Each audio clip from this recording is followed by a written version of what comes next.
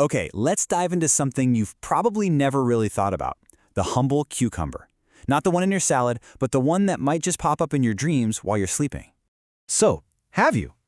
It might seem like just a totally random, bizarre detail your brain decided to throw in there, but what if that cucumber was actually trying to tell you something really important?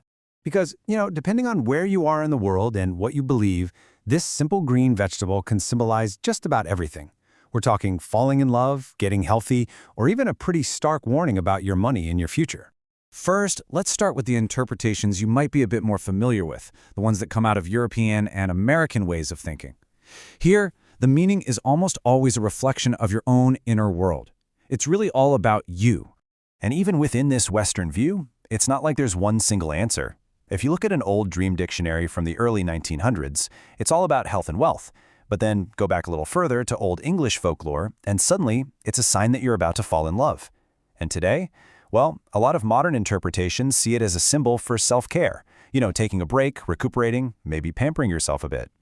So you see the pattern here, right? All of these Western ideas, they turn the lens inward. The dream is supposed to be about your feelings, your health, your secret desires. It's a message from your subconscious to you. And this way of looking inward, well, it's not new.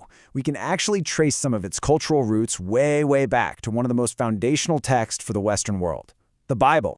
So this is pretty much the main biblical reference to cucumbers. You have to picture it. The Israelites are in the desert.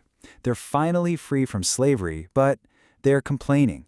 They're looking back and remembering all the food they used to eat in Egypt, and cucumbers are right there on the list. And that right there is the key. The cucumber becomes this powerful symbol of nostalgia, of being unhappy with where you are now. It represents that classic human habit of looking back at the past with rose-colored glasses, totally forgetting how bad things might have been, and maybe even losing faith in the path you're on. Okay, so we've got psychology, we've got theology, and they both point inward to your personal feelings. But what if we've been looking in the wrong direction this whole time? What if the dream has nothing to do with you and everything to do with the time of year?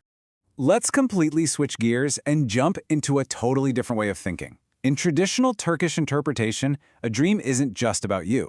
It's a message about your place in the world. And the most important question isn't, how did the cucumber make you feel, but rather, is it cucumber season?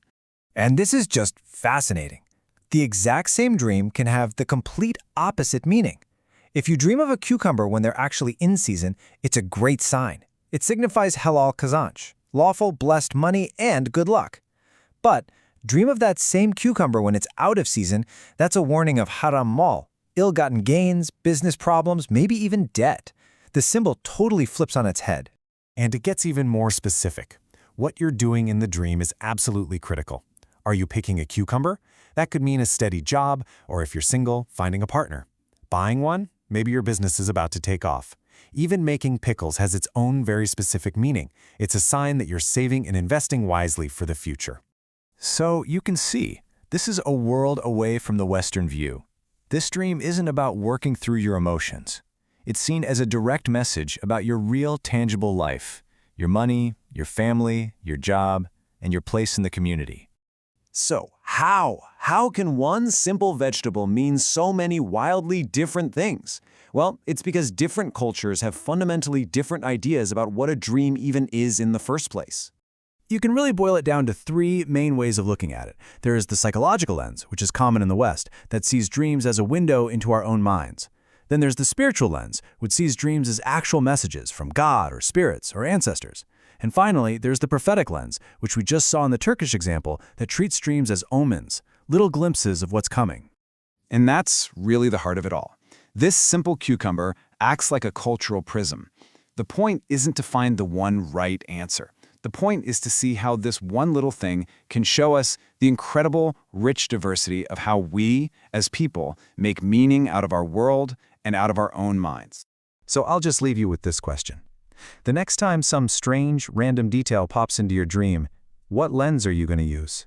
Will you look inward for a personal, psychological reason? Or will you look outward for a completely different kind of message? Which one makes the most sense to you?